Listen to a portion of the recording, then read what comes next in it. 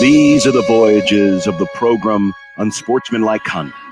Its ongoing mission to explore strange new movies, to seek out new bits and new edifications, to boldly go where no radio program has gone before. Oh, Camp's Movie Club. It's El Camp's Movie Club. El Camp's Movie Club. It's El Camp's Movie Club. Yes, it is. Ladies and gentlemen, boys and girls, here he is. It's Kent Wolgamott. How you doing, Kent?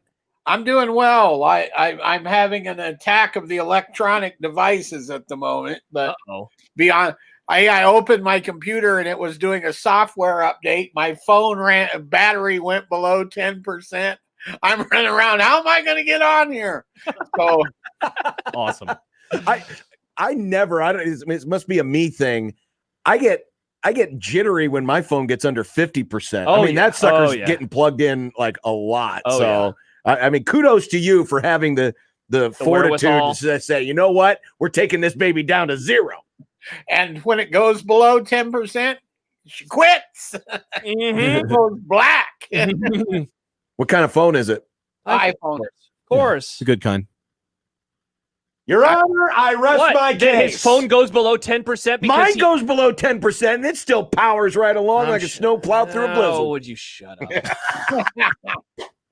Well, this week, classic. We are going to review Home Alone, as has been discussed on this program before. It is a movie I have never seen, and you guys were just all up in arms that had never seen this film. It's pretty ridiculous. But okay, now I went back through the mental Rolodex because there was a time, you know, in the early to mid 80s, I saw a lot of movies. Sure.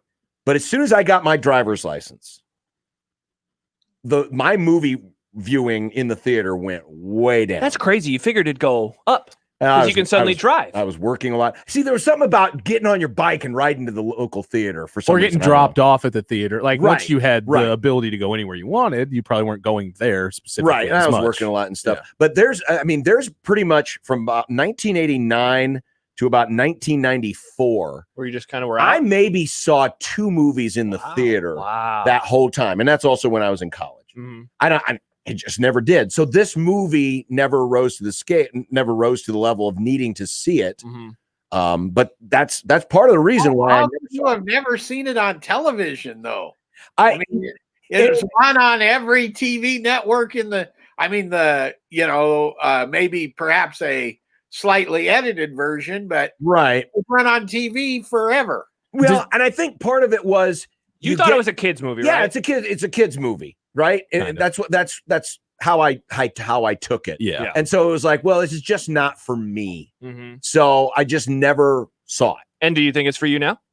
We'll find out. Does your wife not like my mom is she's very much in the Christmas spirit every year, my mom which is great. It's her favorite. But it's all like the days surrounding Christmas when the families are together. You watch and we're the staying movies? there. Yeah, there's no way around. Like we're putting a movie in. Sure. Do you guys do that? Like where like the wife's like, guys, it's Christmas spirit time. Sit down. We're watching Home Alone. We're watching The Grinch. She watches what she wants to watch. I want what I watch. I mean, that's the way it is. And she's more of a traditional movie, like The Miracle on 34th. Kind of, but she likes some of the old, or like the old like claymation shows and stuff. Yeah. She likes the older stuff. So Upstairs is Miss Christmas, and I think I've seen like 7 different versions of A Christmas Carol. That's what I was gonna say. I've seen Christmas movies I never would have ever turned on by some. I'm like glad I saw. Some are better than I expected, but I see movies I never would have thought I would see. We kind of have a rotation where it's a combination of Christmas Vacation, Christmas Story, Jingle All the Way, even though that's a bad movie, but my family, we love it. Movie. It's such a bad movie. It's so funny though. Home Alone, sometimes Home Alone 2. I'm trying to remember Santa Claus with Tim Allen. So we just kind of rotate. And so every year it's like, hey, which ones do we want to watch? Yeah. And usually we end up watching Christmas Story on TV. And then Christmas Vacation has always been kind of like we got to watch that one. I haven't watched that one yet this year though. I did a piece today on, 7 not It's a Wonderful Life kind of Christmas movies, and I included a few that were your mom's probably not going to show, like Bad Santa. Yeah, I still haven't seen that movie. I need to watch that one. It's actually pretty good. Classic. Real quick, kind of to lead off this discussion, Kent. So I've seen this movie a million times. After I watched it, by the way, the last time, because I didn't watch it this week, I watched it last week. Unbelievable. I realized I'd never seen Uncle Buck, so I went and watched Uncle Buck. I know. Loved Uncle Buck. What a hilarious movie. Probably my favorite John Candy movie. It's so funny, but the thing that I was blown away by when I'm watching Home Alone again is how much Macaulay Culkin has to do. He carries 90% of this movie. And I guess I kind of want to go back in time, Kent, because Uncle Buck was first and then Home Alone. Can you remember a child actor that was able, I don't know why I said actor, that was able to do what he did in this movie? And I mean, even Uncle Buck to some degree, but what he was able to do and just how much was put on him. I don't know. I just watched it through a different lens this time, and his performance kind of blew me away. And I've always thought he was really funny. He was great in this. Recently, as in the last 40 years, probably not. But if you want to go tumbling backwards into movie history, then you run into Elizabeth Taylor when she was 12. You've got Patty Duke doing the what was the Disney Twins movie? Parent Trap. Parent Trap. Yeah. Parent Trap. There were some young actors then, and then it kind of Kurt Russell was a child star and really good. Drew Barrymore, right? Wasn't she she did Firestarter? Drew Barrymore was famously in E.T. That's right. Yeah, that too. There's that Mickey Rooney. You've got, if you go way back, Mickey Rooney. Yeah, Mickey Rooney, and then of course the Little Rascals. The Rascals. Well, there's that one. What's his name? Jacob Tremblay. That is in the past handful of years who has gotten. I think he was. Wasn't he nominated for an Oscar? Which one? Who was he in? He was in. I think that was for Room. He was in Room, but he was also in that movie that you guys picked that I missed. With the kids that was like the super bad for the. That's he's right. Blonde hair. He's an incredible. Yeah. Home Alone. Josh. Go ahead, Josh. I love it. I think it's really funny. I think Joe Pesci is hilarious. I would love to see an R-rated version of this where he was able to say even more. The scene where he gets shot in the nuts, I think, is the funniest scene in the movie, and it just destroys me every time. I think the thing that stood out to me beyond Macaulay Culkin's performance this time, Kent, was just how fast it moves. It wastes no time. It gets you here's the family. They're really crazy. You understand why they leave the kid behind, and it just kind of moves very, very quickly. For some reason, I thought that the hijinks with the robbers was over half the movie, and it's 20 minutes. I just remembered it differently over the years. Well, it's because that's the thing that you most remember, right? Sure. Is those, and I loved that movie when it came. I actually had watched it maybe 2 weeks ago, just before this, and I will admit to having this one on DVD. So maybe you know how much I like it. But I went back and dug around and found my original review from back when it came out, and I raved about it then. And I said, and I hold true to this, that all the stuff when the wet bandits break in and he has all the booby traps set and all of that, very much Three Stooges style physical humor. And I've loved that kind of stuff since I was 8 or whatever. And I'm guessing, and again, this is a 30-year-old movie, but I'm guessing that was probably a key to a lot of adults then who liked it. Because I think of my dad. My dad grew up with Laurel and Hardy and that type of humor. That type of humor, the physical humor, the physical comedy humor, comedy. Yep.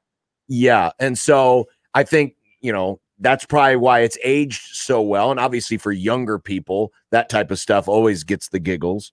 So those are the reasons why the movie still holds up today, even though now, this is one of those movies where if you if you try to watch it in the frame of mind of this year, you're like, it is impossible for them to have left him behind. Oh, sure. Yeah. Getting to the airport. Because going to the airport, everyone's got to check in individually, and you got the ID. Absolutely. And you would know. So you have to suspend disbelief a little bit from today to apply it to back then. I will say this, because one of the things I always thought, not seeing the movie, that I thought, okay, this is just dumb. I know you have to suspend disbelief, but no one's going to forget their kid at home. The way that they made him not join the family at least was somewhat plausible. Mm-hmm. Especially with the setup of, like you said, Josh, how nuts that house was the night before, the morning of. There are 47 people in that house running in 47 different directions, and they're just happy to get into the van. So, yeah. The panic that mom has, I thought Catherine O'Hara is great in virtually everything she's in, but she really, when she figures out that he's gone and goes into full scale, that really sells that too, right? That whole conversation about it. Like, what did we forget? Oh, it's the garage, and then they kind of calm down, and then it hits her. Yeah, her performance is really, really good. And then the stuff with her and John Candy is so funny. Yeah, and I was going to say about the slapstick. One of the reasons that it worked and didn't get condemned and or an R rating is that it's so over the top. It's clearly a cartoon. It's clearly not real. You grab a doorknob that's got a electric heater on it and brand your hand. You're not doing anything else that day, right? Or you get a blowtorch on your head. Yeah. Or step through a window and step on a bunch of those toys. How about when he steps on the nail? That's the part. Yeah. Every time I watch it, I'm like, oh my gosh. I'm with you, Josh. The cans, right? That's the one as a kid I remember the most. Can.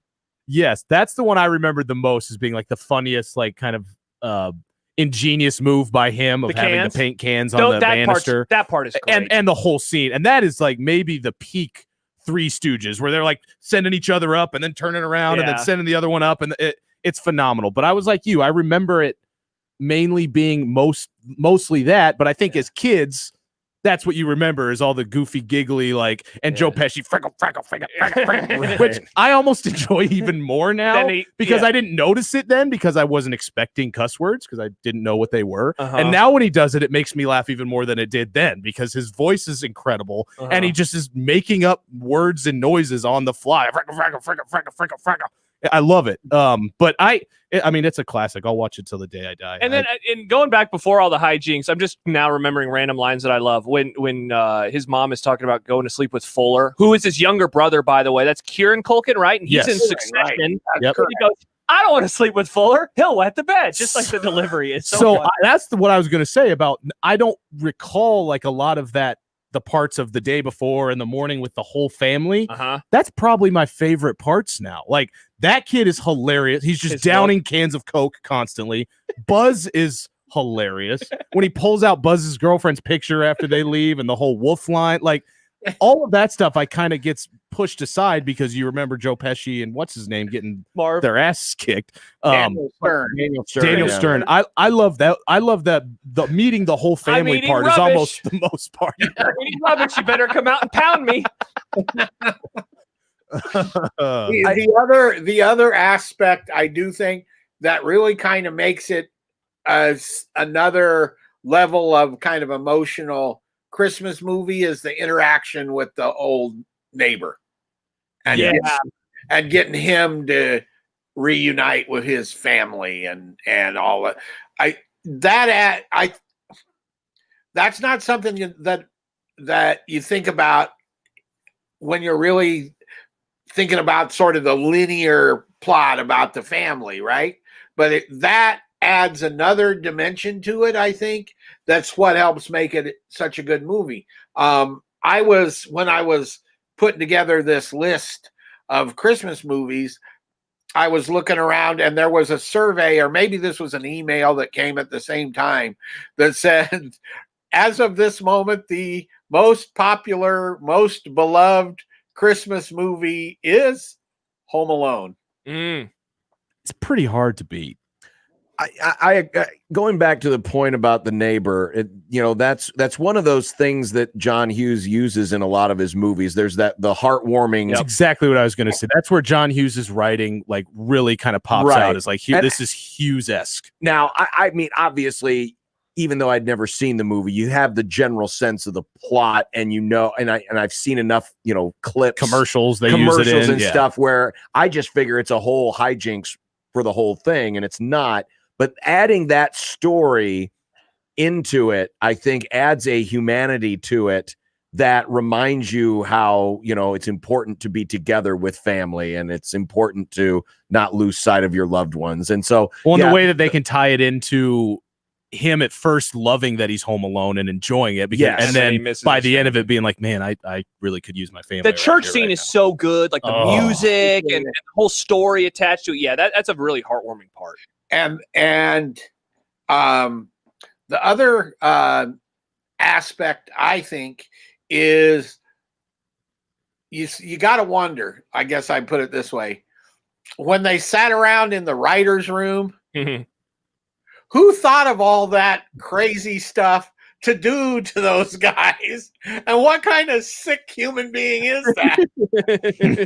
Something tells me that some of those things have been done before in real life. I'm guessing so. Travis Klinecki, our meteorologist, he says, don't forget the music of the movie. Yeah, the music, the score is really, really good. That was John Williams, right? Yep, I believe that's right. Yeah. Because when I saw his name in the opening credits, I'm like, really? And of course, you listen to the opening music and you can hear, some of his thematics in his overture. And I'm like, damn, I had no idea John Williams did this movie. Yeah. So what do you think? Interesting. Trying to think back to when I saw that, it didn't come with a bunch of hype. I don't think they knew that they had a smash. Did it come out over Christmas? What's that? Oh, yeah. It came out in early December, right around Thanksgiving, maybe. Okay. But it didn't come out like this is going to be the giant Christmas hit or anything like that. Yeah. But that was one that I remember going to the screening, and there would be like 5 or 6 of us there, and one, including the guy that booked all the theaters for the Douglas Theater Company, which had theaters in Lincoln, Omaha. And I just said, Frank, book at every screen you can put it on. It came out in the States on November 16th. It premiered in Chicago on the 10th. $18 million budget. It made $477 million worldwide. Hello. Almost 300 in the States. Pretty good. Wow. How'd you like to have 4 or 5% of that? Yeah, nice ROI on that one. I would take it. Which is why Macaulay Culkin turned into what he turned into eventually later in life. Can't money. I went to see, by the way, his band, that Pizza Underground at, I think it was down at South by Southwest. I don't think I wasted gas money to go see him when he played in Omaha. The level of awful that was is hard to even put into words. Ken, I wanted to ask you before we move on to whenever we're going to do this again, I guess. Next year. There's a lot of people who like the second one even more, and it's kind of widely considered one of the better sequels to any movie like this, especially kind of a kid comedy. Most of those sequels are money grabs and end up being horrible. Do you put it on the same level? Do you like it more? I like the first one better, but I like the second one too. I'll watch the second one whenever it's on TV or anything. I don't own it, but I do own the first one. I guess that might differentiate it out. I think the second one, like, I haven't watched it in a while. I really, really love it. I think the way in which he gets separated is very like realistic for that time. Yes. I think that could absolutely happen. If I remember right, that one, I mean, it's so sprawling, of course, since he's in New York, but it really allows for the hijinks in that movie and the lead up to it, like with the Bellman, is that what you would call the guy? Yeah, Snyder. Yeah. That storyline, and the guy who owns and the old lady in the park who is a lady. Yeah, and she is, by the way, a great actress, English actress. Yeah, that one is. Yeah, I would love to watch it again. It's been a while. It's on Disney Plus. But I used to say that I liked the second. I mean, I said it to you guys. Now seeing the first one, I like it a lot again. But I'd love to watch it again because I do think, and I like the hijinks kind of aren't as like you're expecting them after the first one, obviously. Yeah. But I remember some of the dialogue during the hijinks, like when he's chucking bricks down at him from the very beginning. Part is so their back and forth is phenomenal. Yeah. So when they fall in that one, yeah, the apartment. Yeah, just it's like 3 stories of them just flying up and down it. Yeah, it's great. Well, because we've got Christmas next week on Friday and then New Year's after that, so we're a couple weeks off on Fridays. I almost wonder if our next movie, because now it's going to be available to all of us if we have HBO Max, if we should maybe Wonder Woman 84. Yeah, why not? I'm down. Awesome. Yeah. So Wonder Woman 84, which for those of you who have HBO Max, and now that it's on Hulu. And by the way, I started rewatching Sopranos again last night. Have you seen? Got myself a gun. Have you seen the first Wonder Woman? The one that came out a few years ago. Is that on HBO Max too, or also? I think so. I don't know. Yes. Yeah. Since we have time, I'll try to. I didn't see the first one, so I'll try to watch both. It's good. I heard it was. Yeah. It's enjoyable. Are the only good DC ones. Yeah. The surviving members of the Sopranos cast did a reading the other night for charity, a table read. Really? Yeah. I got a name drop here. I'm sort of acquainted with Steve Van Zandt. So yeah, of course, because of the music. Yeah, awesome. Stevie that said, "We're doing this. Send us your $100 or whatever it was to watch." And I went, "No, thanks." I couldn't help but the Bruce and the E Street Band was on Saturday Night Live. Was it just this last weekend? I think they were great. They were great, and that new album's incredible. The new album's really good, but man, ever since I was late to the Soprano party just this year for the first time, and now every time I knew him as the guitarist for E Street Band before anything else, and now every time I see him, I just cannot help but laugh. Like that's all I see is Syl up there jamming and singing with a bandana on. It's so funny to me. I enjoy him even more now. If you want to go down a Sopranos rabbit hole sometime, we can do that. Shooter Jennings was at one time married to Drea De Matteo, who plays Adriana. Yeah. And he played a show here in the hot summer. And I spent the afternoon sitting on the bus talking to her about the Sopranos. So I got some dirt. Awesome. Well, kind of tying Sopranos to this movie, the father in this movie, the actor is John Hurd. Oh, yes. He plays the lieutenant who in the first 2 seasons was Tony's informant on the New York Police Department, who ends up taking himself out because I was going to say he didn't come to a good end. No, as most people didn't on that show. But yes, he's Tony's informant friend. No way. Well, not friend, because Tony used to abuse the crap out of him. But as soon as I saw him, I was like, wait a minute, I know this dude. And that's when I decided it's time to watch another Sopranos. So did you like it? Did you like the movie? Yeah, it's fine. It's good. You know, it is. Better than you thought, I would assume. Sure. Yeah. Did you know it was a John Hughes movie? I don't know if we ever made that clear either. I mean, he didn't direct it, but I probably could have guessed it was, but I didn't. I got to honestly say I didn't know for sure.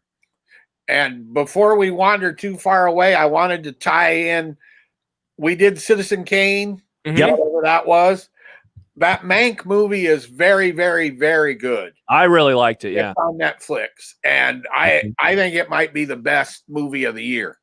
I loved Kent about it. Like, we don't have to get too deep in the weeds. I loved how it looked. Like the outside scenes, how you could tell that it wasn't meant to look like it was actually outside because of the way that they shot movies back then. I really liked it. And Gary Oldman, I thought that he played that character so well.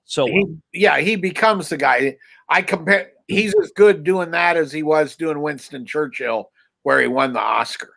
Yeah, he was good. It's really a good movie. So if you watch Citizen Kane, this is kind of a different take on it. And it, the duplicate some of the story even, a little bit anyway. So you get to see where he pulled the story for Citizen Kane. a really good movie. So I would recommend that one too. All right, sounds good. That'll be another Christmas watching, along with Wonder Woman 84, which will be our next movie in the movie club, which will be 3 weeks from today once we get past all the holidays. Of course, today is our Big Red preview. Oh, yes. Brought to you by Fernando's. Get your Fernando's fix. Join the Fiesta. And join the Fiesta, 75th and Pacific, 114th and Dodge. So we have to put a Husker spin on everything. Kent, what's your prediction? Well, I was talking about this earlier today when I was in the office, and a man much wiser than me, Todd Hendricks, he's the city editor at the Journal now, Journal Star, but he prior to that was sports editor. And I said, Todd, who's going to win? And he said, well, the question is, which one of these teams really wants to play on December 19th in Piscataway, New Jersey, in a game that means nothing? And he said, we have no way to know. It's true, but you still have to give us a prediction. I'm trying to weasel out. Nope. Let's say Rutgers 24, Nebraska 21. Sounds about right. Evil Kent? I could see 52-38 or something like that. Probably Nebraska. They score that many points in this weather. Oh, boy. I'm going to lose my underbet is what's going to happen. Well, if they couldn't score against air, I don't think. Hey, Frost says they're having good practices, Kent. Yeah, you got to take him for his word. Yeah. You know what Allen Iverson said. Practice? We're talking about practice? Well, and on that note, Kent, the NBA. Enjoy the NBA next week. Yeah. And we will talk to you in 3 weeks. So have a Merry Christmas, Happy New Year, and thanks again for everything you do for us. It's been so much fun. This year doing this has been one of the this is absolute fun. Well, it's been one of the best things about the pandemic. Happy New Year, and to everybody else out there that puts up with this nonsense. That's why we're here. Take care, Kent. We'll see you. Thanks, Kent. Merry Christmas. There he is, the great Kent Wolgamont. And those of you who have HBO Max, you can see all the not Universal. It's Warner Brothers movies when they come out in theater. So Wonder Woman 84 will be on HBO Max starting Christmas Day. And that'll be our movie in the movie club. Or you can go to the theater and watch it, and we'll all reconvene here together. And I'm looking it up. Yeah, the first one is on there, Stibs. So it's available on there. And I'm also excited. The new Pixar movie, it looks like Soul, really good. I'm going to have to watch that alone. I'm going to cry. Yeah. That comes out on Christmas Day real. Too. Yeah. It looks awesome. Indeed. All right. We're still moving ahead. We've got to get to our keys of the game, but I have been very neglected. Yes. I was going to remind today. We have some great prizes valued at $50 or more. And we've got multiples. And for the first time in the pandemic, we have not. I don't think we've done a game since this thing started. Yeah, we haven't had anything because we haven't had everything was closed. We need to get to 6. What? Huh? We need to get to 6. Or do we need to get to 3? We need to get to 3 times 2. 3 times 2. That's 6. No! Yes, it is the return of the Husker-centric. All questions are Husker football related. Because we're in Husker Preview, brought to you by Fernando's. Get your Fernando's fix. Join the Fiesta. 114th and Dodge. 75th Pacific. Order online, FernandosOmaha.com. It's good. Love being able to order stuff online. So we will be doing that here in about 10 minutes. So get your dialing fingers ready. We will do it at 4:30. Can't wait. The need to get to 6 game is back, folks, on 1620 The Zone.